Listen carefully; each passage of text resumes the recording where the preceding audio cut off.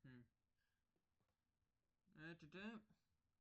uh, well, honestly, today I'm going to react to this video for a couple of reasons. One, it was originally in my What's Later playlist, but I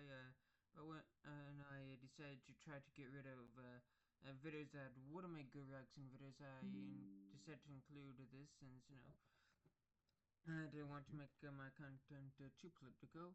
Then, I noticed that in some reaction videos in this recommended section, in some of the recommendations for rather right-leaning channels, but I don't want the people to think I'm right-leaning, so, today we're going to balance it up by watching a clearly left-leaning video. Honestly, I've been dragging my feet to make this because I do not like Marxism, and this was made by self-proclaimed Marxists. I mean, I am gonna be perfectly honest here.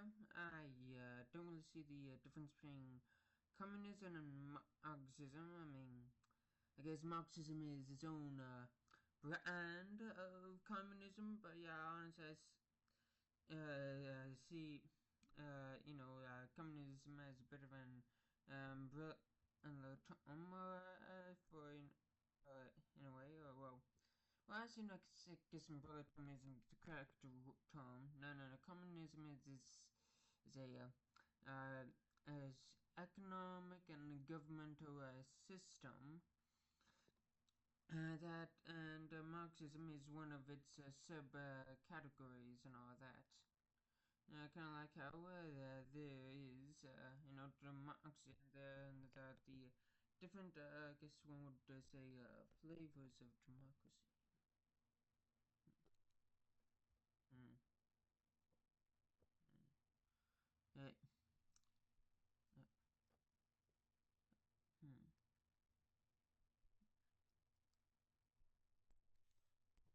uh, hmm. Ah, that's okay. There we go. Right. Hmm. Uh, so I guess without further ado, guess might as well start reacting to this video by a I'm just gonna be honest. I think communism is an incredibly stupid system. Since honestly, the biggest problem is it just does not to truly account for human nature. Now, of course, some communists, I think they do account for human nature, but no. I mean, I guess to oversimplify it, communism basically believes if you kill all the rich people, and then so we can make a society wonderful and all that. Like, I mean, the biggest problem with just killing all the rich people is that it creates a power vacuum. And let's face it, I mean, you're not. It's practically going to be impossible, to make sure the people don't try to fill in that power vacuum and all that. And even if somebody does fill that power vacuum at first, eventually they're going to die and get replaced by somebody who's either malicious or incompetent and all that, and just mess things up. And another problem with communism is that when it comes to hard work, people need motivation in order to work hard and all that. And if everybody gets paid the same, they're not going to work as hard. And also, despite communists, talking about how evil monopolies are, they effectively end up creating their own monopolies because everything is owned by the state and all that. And therefore, that cuts out the competition.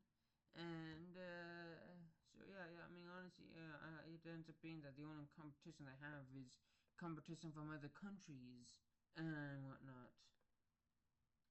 Yeah, I mean, just so yeah, typically, the products end up being low quality unless they let it well, unless of course they're competing with a different country, in which case they will either try to make quality products or make so many cheap products that they take over the international markets.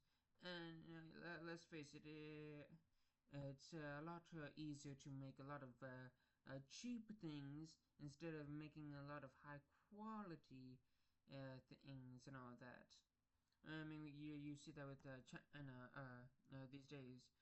Okay, so now that's just that's just if the communist country decides to compete in the international market and all that. Like if it basically close its borders to foreign trade and is in a trade outside or is very selective with that, then they just make the bare minimum of what the party in control demands and all that. Of course, you can argue, all about the problem with capitalism, and I'm also, quite critical of, capitalism, but honestly, as you're not going to find a perfect economic or governmental system because people are just fundamentally flawed and evil and selfish, and mankind cannot come up with a solution to do that. Because I mean, how can a flawed man create a perfect system? That is inherently, I mean, the idea of a flawed human being creating a perfect system is inherently ridiculous. Because I mean, imperfection, it cannot create perfection and all that. And I mean, so you can talk about how practice makes perfect, and yeah, sure. So doing the same thing over and over again, and trying to do it again and again until you make less and less mistakes. I mean, that's possible, but honestly, there's a reason why in that context they're usually talking about doing artwork or playing an instrument. Now, because those are small scale things, and we are talking about government, stuff on a large scale, and in order to make that, takes a process of decades, if not centuries, before problems can crop up. Then by the time problems crop up, so the person who came up with the idea is long dead, and therefore people have to come up with a new system or reform the current system and all that, and yeah, just there's a lot more variables with a bigger project and all that, and therefore it's hard. It's astronomically a lot harder to create a perfect system, especially since people who die and therefore have to get replaced with new people, and also things also change, like technology, other countries, the weather, and all that, just various other variables that not everybody accounts for, because I mean you can't account for it, because human knowledge is fundamentally finite and all that. And again, people just keep dying over generations. Knowledge or some wisdom can be lost. Whether the loss of this knowledge is temporary or permanent, is depends. But yeah, I mean, honestly, that's the biggest problem with any system, is that you cannot make a perfect system. It's impossible Okay, I mean only God can create perfection. Okay, and let's face it, if you think you're a god, then your system is automatically going to fail because that means your ego is too big that you become arrogant and can't see any flaws, which is bad because if you can't see any flaws, then you can account for those flaws and plan around, said flaws. And also, that's definitely a big issue with communism and all that, is that it assumes that it can create perfection. It assumes that it can create a utopia and all that, which is ridiculous. Mm-hmm. Anyway, enough of that lecture. Let's see what this Marxist says here. Difference between socialism, communism, Marxism, and a whole lot more. Explained by me, a sure scapegoat.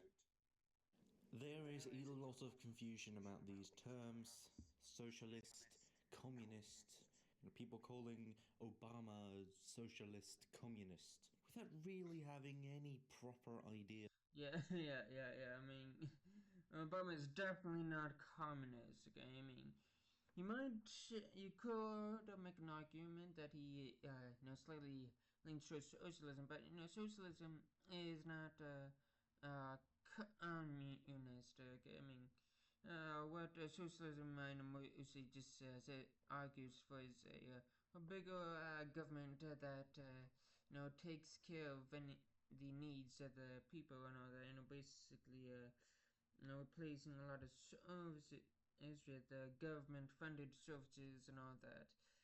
I mean, not necessarily, getting rid of, the capitalism or the market altogether, just, bringing in more government control over the economy and all that. Mm-hmm.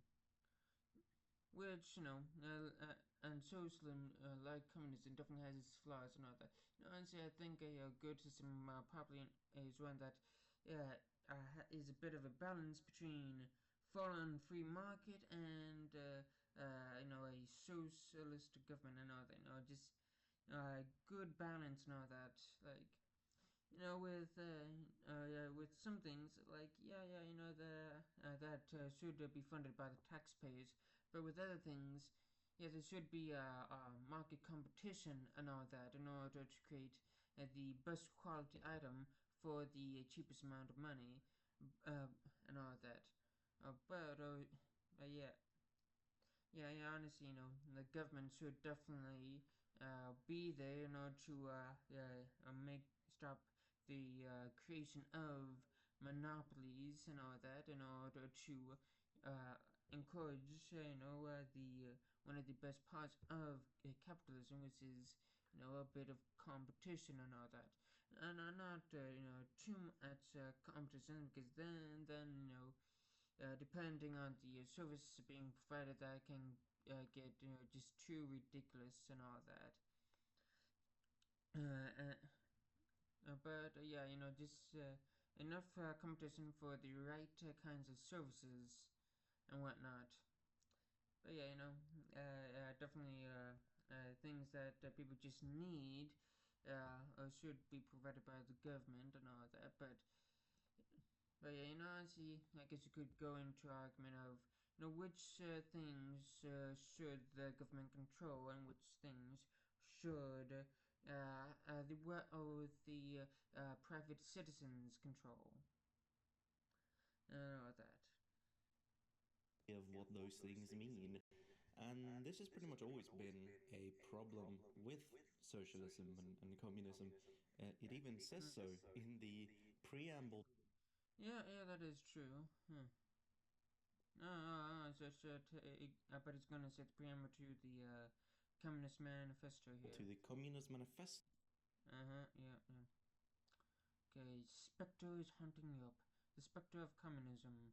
Where is the party in opposition that has not been decried as communistic by its opponents in power?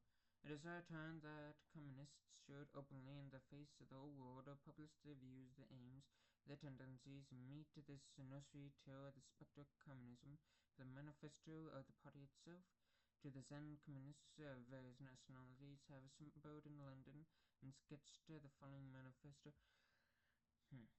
You know, also I think also a big problem with communism is that it just wants to, just control the government because they, assume that they are right. It's the ego this, this is, how dangerous communism is because of this sheer ego and pride in their own ideology and all that. That they just want to, push out any dissenters so that way they can make the world that they see fit because they are delusional enough to think that they have the answer to all of the problems and all that. Then the communists are less likely to compromise and all that, which is a big problem. In fact, it's definitely a big problem with that's going on with the American government today. Is that people are less likely to compromise on issues because the increase of polarization and all that. I mean, honestly, I think what should happen is that we need more parties, not less parties. Okay, one party system bad, two party system very flawed, but multiple parties, that can actually make things a bit better, make things more democratic and all that. We need more parties and all that. We need way more parties. Plus, it's often seen politics in Europe that oftentimes parties from coalitions and other. They also see this in Canada too a bit, and and sure, Canada and Europe definitely have flaws, but at least they're less likely to be pulled apart by intense polarization and all that, because of all the parties and all that. And I think that's what the United States needs. It needs more parties so that way, the United States isn't controlled by just a small group of elites and all that. Mm-hmm. It should be, more, the power should be spread out a bit more. After that's the purpose of the three branches of government is to disperse the power of government amongst a good balance of people. Just enough so that way dictatorships are hard to form, but also not too many people that things can get done and all that. So, written in 1848. So, I'm here to tell you what all the different terms actually mean. What's the date you said? So, I'm here to tell you what all the different terms. Written in 1848. So, preamble to the Communist Manifesto, written in 1848. So, I'm here to tell you what all the different terms actually mean. Most people in the Western world, especially in America, have heard of Bernie Sanders. Bernie Sanders calls himself a socialist and talks a lot about Scandinavian countries like Sweden and Denmark, praising them for social welfare system which provide things like free education, healthcare and other benefits or security nets. Yeah, but this this kind of reminds me how back in 2016 people are basically talked about how Bernie Sanders was communist and all that. I think what I heard is that apparently Bernie Sanders wanted to make everything free, which is obviously ridiculous and all that. But yeah, honestly, I think a big problem that went on in 2016 was the sheer amount of misinformation going about and all that. Although to be honest, I'm not a supporter of Bernie Sanders and all that. And in fact, let's see. In fact, in 2016, I think the only person that I I thought should become a president. Let's see. I think I'm gonna looking up, but just to double check I'm not making mistakes here. But I think I'll pause since this video is already 20 minutes long. Yeah. It's the back in 2016. I thought Ted Cruz should have been nominated by the Republican Party, mostly because he was the only option that I figured wasn't completely terrible. Honestly, I still think that I think Ted Cruz is definitely better than Trump or Bernie, and definitely Hillary Clinton and all that.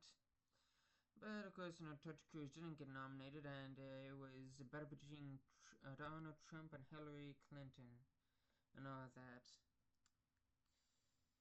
Yeah, honestly, the 2016 election wasn't that good.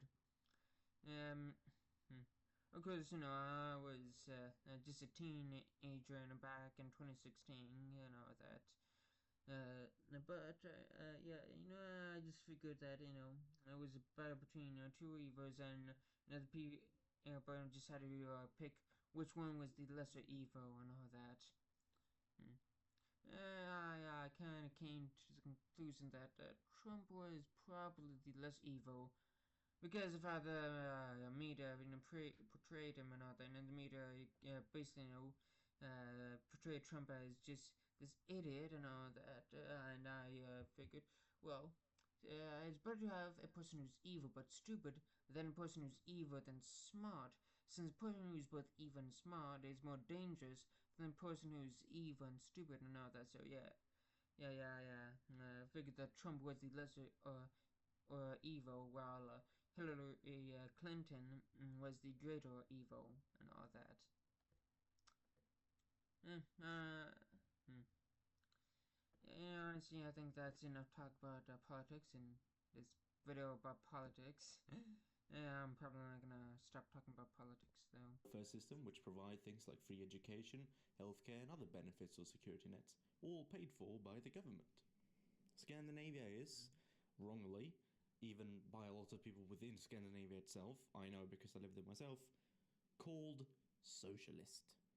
Bernie Sanders ran against Hillary Clinton in the Hmm. Strange. I mean, Scandinavia isn't socialist, but well, what is socialist and all that? That is the question. That. Democrat primaries in 2016, he lost the Democratic nomination to Clinton, who went on to run against Donald Trump. Donald Trump talks a lot about China, specifically the People's Republic of China, which calls itself socialist, with Chinese characteristics, of course.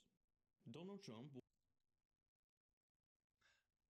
I thought China called itself communist. I know that, but it's no longer exactly communist, and instead it's more authoritarian socialist and all that. One thing for certain is that it's definitely authoritarian. There's only one party in China, and that's the People's Party or whatever it's called. The Communist the People's Party of China, or the Communist Party of China, or whatever it's called. China calls itself communist. It's not exactly communist anymore. It is capitalism in China, so it's definitely socialist. But but they basically just call themselves a communist with socialist and capitalistic characteristics and all that. I don't think I've ever heard somebody call China socialist, more like just diet communism and all that. Won the presidential election and became the 45th president of the United States of America, replacing the man who came before him, Barack Obama. Obama talked on multiple occasions about Guantanamo Bay, which is a military facility on the island of Cuba, but belonging to the nation of the USA. Cuba says that the land where the Guantanamo Bay facility is located belongs to the Cuban state, which calls itself socialist. Do you know who else call themselves socialists? The Nazis. Nazi is shorthand for Nationalsozialistische Deutsche Arbeiterpartei. Right. Yeah. Yeah. I mean, the Nazis weren't entirely what one would consider, or many people in the United States would consider right wing and all that. I mean, basically, they would let private citizens own the businesses unless the state decided that it would be better if that business was owned by the state and all that. In the end, the central state is what mattered most and all that. So yeah, while there was some capitalism allowed in Nazi Germany, oftentimes some of these businesses or services would get taken over by the state, so that way these industries would be able to serve the state better and more efficiently and all that. Hmm. Yeah, yeah. I mean, in the end, it was definitely very authoritarian and all that. And basically, it was very state focused. The needs of the state, so that way the state can, fulfill the needs of the German people and all that. Very nationalistic, and I guess socialist as well and all that. So yeah, in a way, they are sort of left wing in the sense that they are for big government, but in another way, they're right wing in the fact that they don't want to create globalism and all that. Instead, they're right wing in the sense that they're nationalistic and believe that the needs of the nation and the people come first before all things and all that.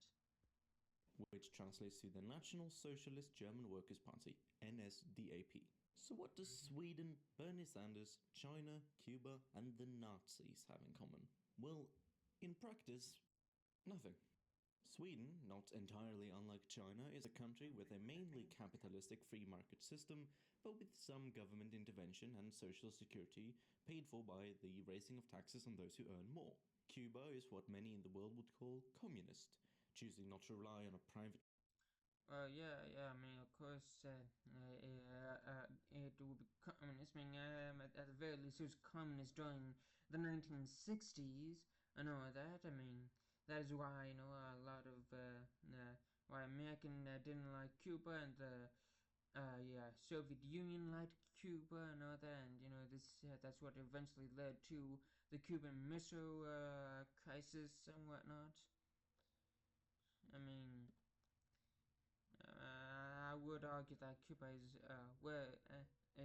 communist at the very least. I mean, I'm not the biggest expert on the history of Cuba or anything. I don't know exactly what's exactly going on with Cuba nowadays, but at the very least, it is definitely pretty communist and all that. At the very least, it definitely has some very communist tendencies. Free market, but rather a public, planned economy where elected representatives make decisions about the economy that would otherwise be made by private business owners, like where to build new factories, what they should produce, what the wages should be, and so on. And although many in the West call Cuba communist, Cuba calls itself socialist. Yes, they are led by the Communist Party, but even they say that Cuba is socialist, not communist. And Germany, when it was ruled by the Nazis, also called itself socialist. And although the government was a totalitarian one which dictated many things about the private lives of citizens, the economy was largely still capitalistic and had a free market, minus some protectionism and sanctions or embargoes here and there. So, what exactly does socialism mean? Well, long story short, it's a pretty vague term that could mean pretty much whatever you want it to mean. The definition of socialism is a society in which the means of production, distribution, and exchange are owned by the community as a whole rather than private individuals. Of the examples that I brought up, Scandinavia, Bernie Sanders, Cuba, and the Nazis, the only one that really fits this definition is Cuba. Because the means of production, that is, factories and other workplaces like farms, for example, the means of distribution and the means of exchange are owned by the state, that is, the community as a. Mm. True, because you could argue that the others do have rather socialistic tendencies and all that. I mean, after all, wow, not everything is, owned by the community. There are very least, many things are owned and distributed by the community, as in the government and all that of elected representatives. Mm-hmm.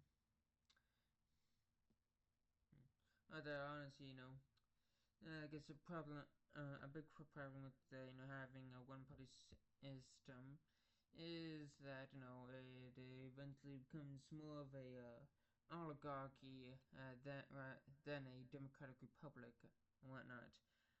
Since the people in power only want to make sure that people who support them get the power, and since the government controls everything, they basically use the power to just make it harder for people who don't agree with them to get into the government and all that. Mm-hmm. But I guess you could say that that out of all of these, Cuba is the only one that is fully socialist and all that. Though, of course, you could argue that because it's completely and fully foreign socialist, that it is also communist and all that. I mean, honestly, I guess that is the biggest confusion that lies in this. Is that at a certain point, the line between socialism and communism is gets so blurry that the two are practically, completely, and utterly interchangeable and all that. In fact, I believe that the other term for the Soviet Union is the USSR, which I believe stood for the Union of Soviet Socialist Republics. But I'm gonna look that up right now. Okay. Yes.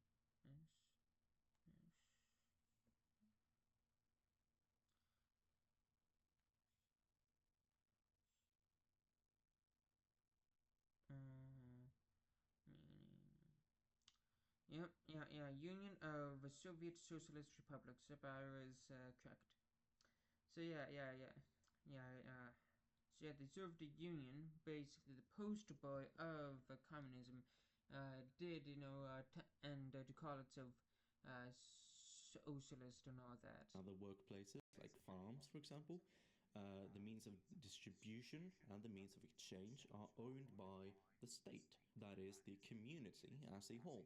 And the state is democratic, as in run by the people that live in the nation. And so the people, indirectly through the democratic government, control the means of production, distribution, and exchange. Sweden and. Mm-hmm. Yeah. I guess the biggest difference is, I guess you could say that socialism is the system, while communism is the ideology that leads to the system. And all that, and Marxism is is a particular brand of the communist ideology. Norway and Denmark own some of the means of production, some of the means of distribution and exchange, but I would say over 90% of the means of production in Scandinavia are privately owned, and so the community as a whole do not control the means of production, distribution, or exchange in Scandinavia. And so Scandinavia is, for the most part, and according to most definitions of socialism, not socialistic. Mm-hmm. Yeah, I mean, honestly, I think that's pretty good. I mean, a person, people should be able to, own their own businesses and all that. I believe that, it's very, very good for the to be, merchants to, own who buy and sell their own things, and farmers who own their own farm and all that. I'm definitely, I believe in, having a sense of liberty and all that. People being able to own the things that they make and all that. Like, I also have a web comic, and honestly, I think I like the idea of owning that web comic and the characters that are in that web comic, since I created it.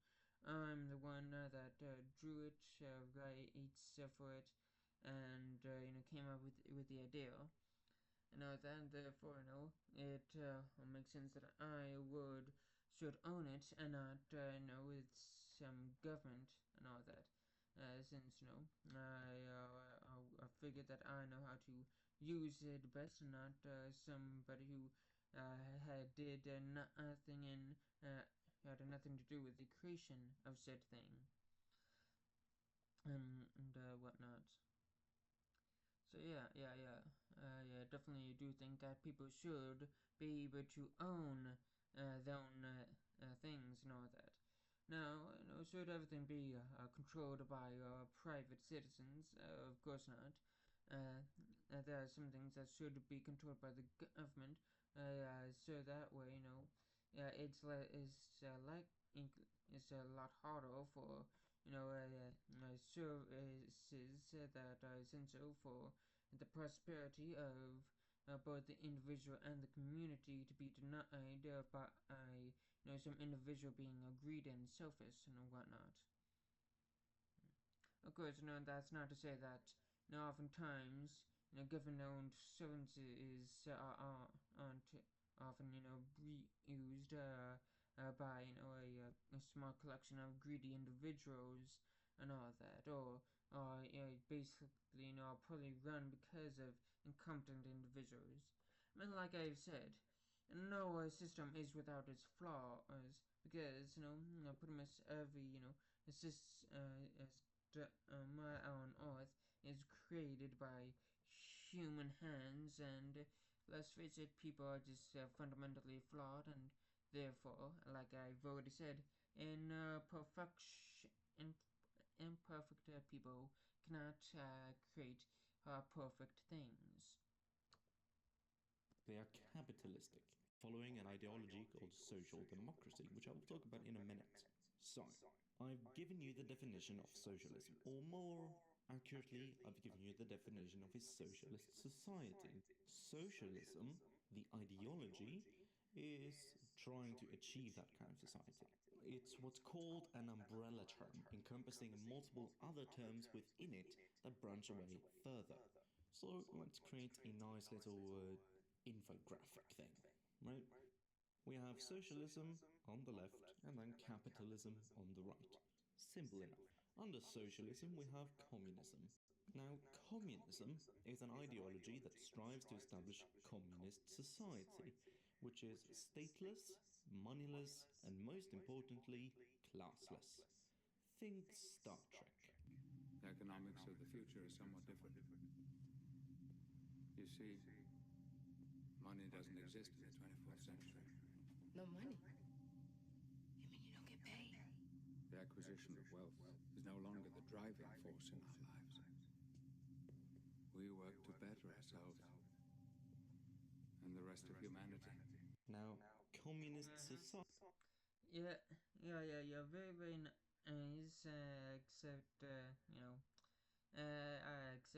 mean, honestly, I think the biggest problem with shows like Star Trek is the fact that they imagine that people are able to create utopias, which I have already discussed, a few times already. It's impossible because humanity is by nature flawed and sinful and all of that. Yeah, I mean, there's a saying is that there are only two places where it can work, and that is heaven where they don't need it, and hell where they already have it. Society should be distinguished from the Western concept of a communist state, the latter being a socialist state ruled by a communist party. For example, the Union of Soviet Socialist Republics, the USSR or the Soviet Union, was ruled by the Communist Party, but the Communist Party didn't say, oh, the USSR is communist. They said the USSR is socialist. Now, under communism, we have two other ideologies. Okay, and I think I'm gonna back that up, just so I grasp what he just said. Party, for example, the Union of Soviet Socialist State, the latter being a socialist state ruled by should be distinguished from the Western concept of a communist state and the rest of humanity. Now, communist society should be distinguished from the Western concept of a communist state, the latter being a socialist state ruled by a communist party. For example, the Union of Soviet Socialist Republics, the USSR or the Soviet Union, was ruled by the Communist Party, but the Communist Party didn't say, oh, the USSR is communist. They said the USSR is socialist. Now, under communism, we have two other ideologies, anarchism and classical Marxism. I won't talk...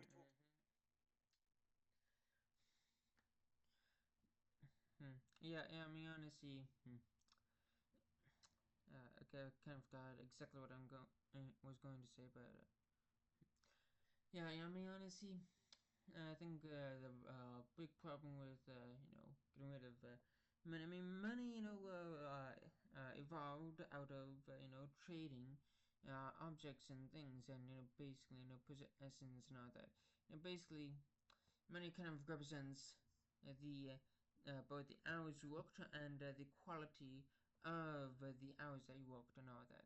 It's a representation of the labor that you have done and all that, and how much that labor is worth and all that. So yeah, I mean, before the invention of money, people just traded and bartered and all that. But as society grows, I mean, it's going to be a bit harder to just trade cattle for just other things that you need and whatnot. Since society gets a bit more complex and all that, money becomes a bit of a necessity and all that, and which of course soon leads to problems with people becoming too obsessed with the acquisition of money and wealth and all that. Because yeah, even before the invention of money, people were obsessed with getting the acquisition of other things and other getting somebody, like stealing somebody else's cattle or farmland, or just possessions, whatnot. Theft has been going on long before the invention of money and whatnot. So yeah, basically just love of just just material possessions is definitely what one would is definitely what many would consider the root of all evil and all that. But of course, money is a lot quicker and easier to just say on all that, and definitely gets the point across, in a more efficient manner and whatnot. But yeah, basically, coveting power and all that is definitely what leads to evil. So getting rid of money, people will that would just cause people to be greedy, will not cure greediness. Just look at children, okay? They're constantly taking things from each other. They will take the kids' toys and all that. So yeah.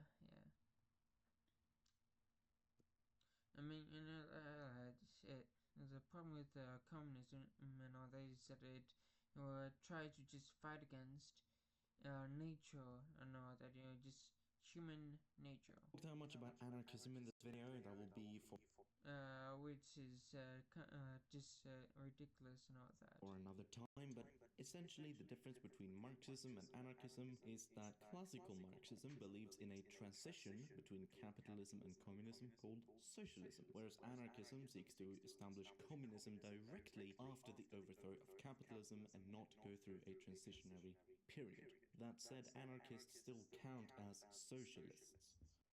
Classical Marxism splits even further into orthodox Marxism and revisionist Marxism. True. I think there are also different types of anarchism. Like the type of anarchism he just described is it would definitely a anarchist communist and all that, or communist anarchism, or a anarcho communist. There are also anarcho capitalists as well. There are different types of anarchism. Not just one type.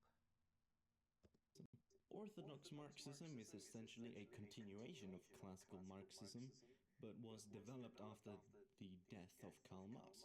Karl Marx, obviously the founder of classical Marxism, left a lot of his work unfinished, and so Orthodox Marxists sort of picked up the torch when Marx died and continued his work and continued expanding his theories. Revisionist Marxism, on the other hand, is an umbrella term for forms of Marxism that have changed one or more fundamental parts of Marxism. Social democracy is a form of revisionist Marxism that has changed Marxism so much that it is no longer socialistic, but rather a friendly version of capitalism. This is the ideology mainly followed by Scandinavia and some other European countries like France. Well, I wouldn't say friendly or wasn't capitalism, but more of a, it's definitely something that seeks to create a balance of capitalism and all that. It's basically, it seeks to, of course, extremist capitalistic tendencies and all that, and it seeks to provide benefits for the larger society and all that. So honestly, I would say social democracy is a type of socialism that does not seek to destroy capitalism and all that, but rather contain and control it. Not that. So I think calling it a friendly version of capitalism is definitely something that he's doing in a way to kind of undermine it in a way, and all that. You definitely got to be very careful with how Marxists use language and all that, since they tend to try to use language in a way to control how people think about certain things and all that. Social democracy is not capitalism, but rather rather an equalizing force against capitalism and all that. To call it capitalist, basically, it's like I said, social democracy is just a form of socialism that doesn't want to destroy capitalism. It's not the same as capitalism. For example. There's also democratic socialism, which is a term so vague that it could actually be either orthodox and communist, revisionist and communist, or revisionist and not communist. The definition of democratic socialism is an ideology which seeks to establish a society with a socialist mode of production alongside a democratic system, as opposed to the Soviet or Workers' Council system of Marxism Leninism, which democratic socialists generally deem undemocratic. Now, some people will claim that democratic socialism means socialists who want to establish socialism through democratic means. But this is not necessarily the case. Yes, there are democratic socialists who aim to achieve their goals through elections, but there can also be revolutionary democratic socialists who reject participating in elections under capitalism because capitalist elections are undemocratic in their eyes, and they seek to establish real democracy alongside socialism through revolutionary means. Also note that democratic socialism is not the same as social democracy. Social democracy is pro-capitalism, whereas democratic socialism is anti-capitalism, at least in theory. There are some democratic socialist parties which are pretty much social democratic in theory. Yeah, I guess you could argue that social democracy is pro-capitalism in the sense that it does not seek to destroy capitalism and all that. Though, yeah, in a way, I wouldn't say that it's full-on pro-capitalism, but I guess, you could, argue that it is, somewhat pro-capitalist, but it's only pro-capitalism in the sense that it does not seek to destroy capitalism and all that. I mean, it's definitely more pro-capitalism compared to these other forms of socialism, that's for certain. Theory, but just call themselves something else. Moving on. Under orthodox Marxism, we have even more tendencies like Luxemburgism, Leninism, Trotskyism, Maoism, and a whole lot more. These are actually not too different from each other, and so their differences are more complicated and take longer to explain, so I won't do that in this video, but perhaps some other time. Now then, let's recap. Socialism and capitalism are two different things. Socialism is anti-capitalistic, capitalism is anti-socialistic. All communists are socialists, but not all socialists are communists. Communists are either anarchist or Marxist, and some people have revised or changed Marxism into something barely even recognizable called social democracy, which has historical connections to socialism and socialist movements, but is not actually socialistic, even though it's often called so. Democratic socialism is different from social democracy because it's actually anti-capitalistic, which social democracy is not. Leninism, Trotskyism, Maoism, and so forth are all based on orthodox Marxism, which is a continuation of classical Marxism, because Marx died leaving a lot of his work unfinished, and so other people picked up the torch for him. Also, despite not agreeing on everything, anarchists and Marxists, at least orthodox Marxists, generally can get along and work together toward a common goal, which is communism.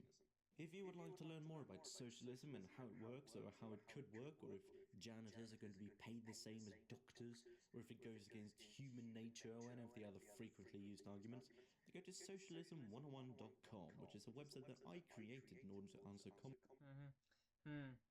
Sometimes by the tone, especially when he said, what about human nature, sometimes he definitely would not agree with me or anything I said. Which, like, no duh. No duh, he doesn't agree with, what I said. I mean, he calls himself Marxist and all that. So, yeah, of course, this.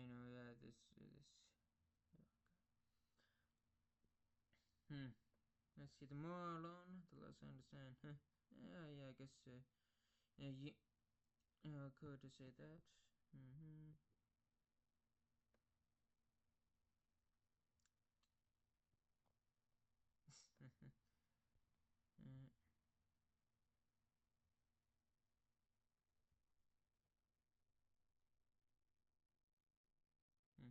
Well, I gotta say, I know this particular video is definitely, not as bad as I feared it might be. Yeah, I guess it is, or somewhat educational. Although, what I would like, and what is often neglected is, how would, one fit in, this in with other systems of governance and economy like feudalism and whatnot. Since if we were to add feudalism, that would add another dynamic which would also help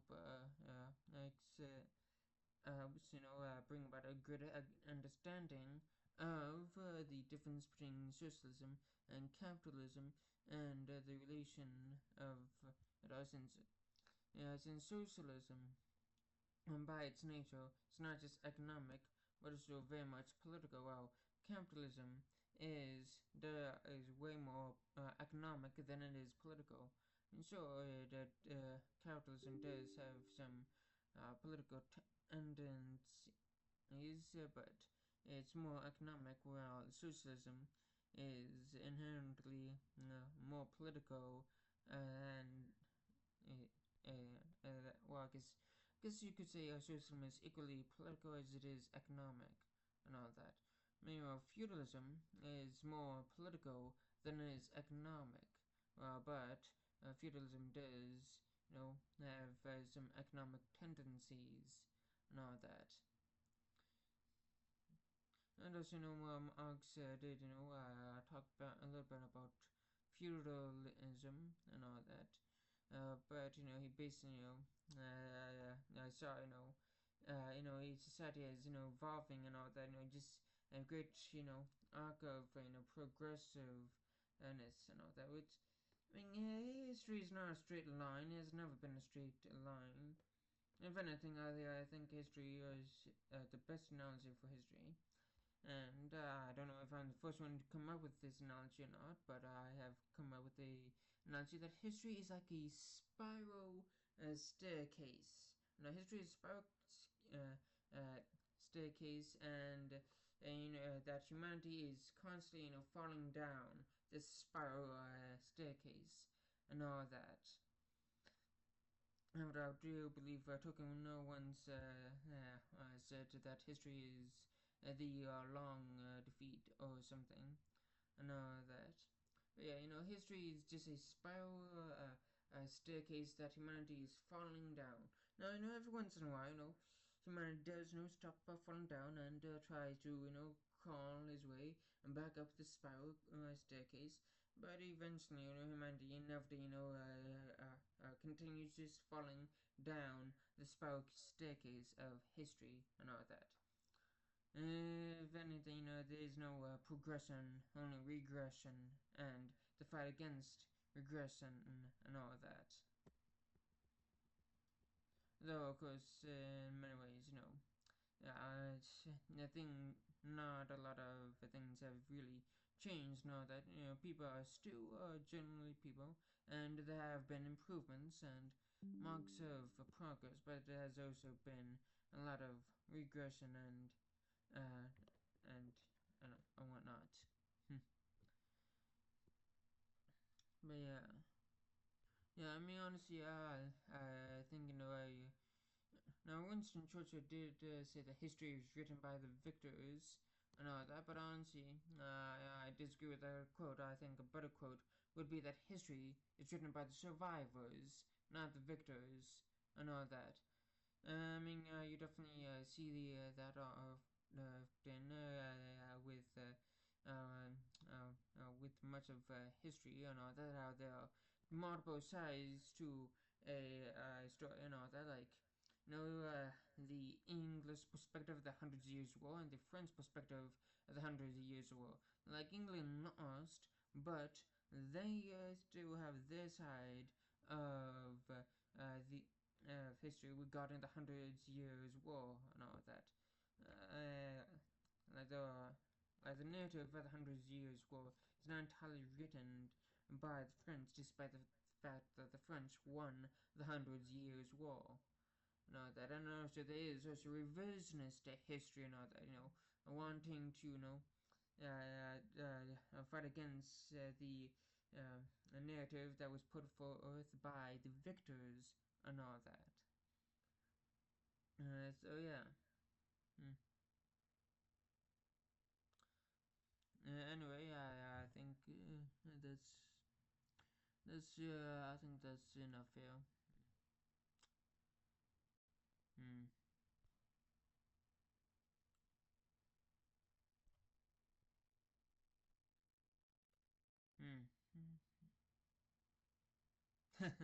Okay, finally a good comment here. Anarchism and Marxism can often get along to achieve a common goal, laughs and leftist infighting. There you go.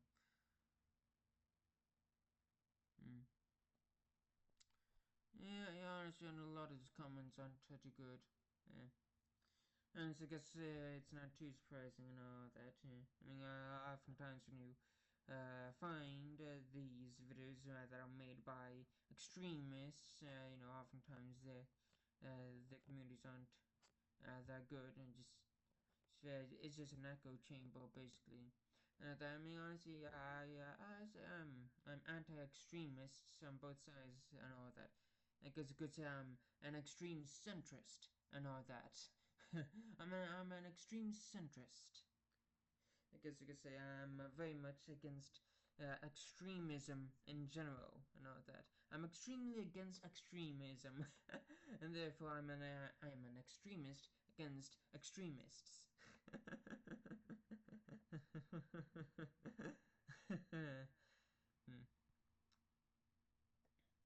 Well, I guess that's enough for this hour-long video.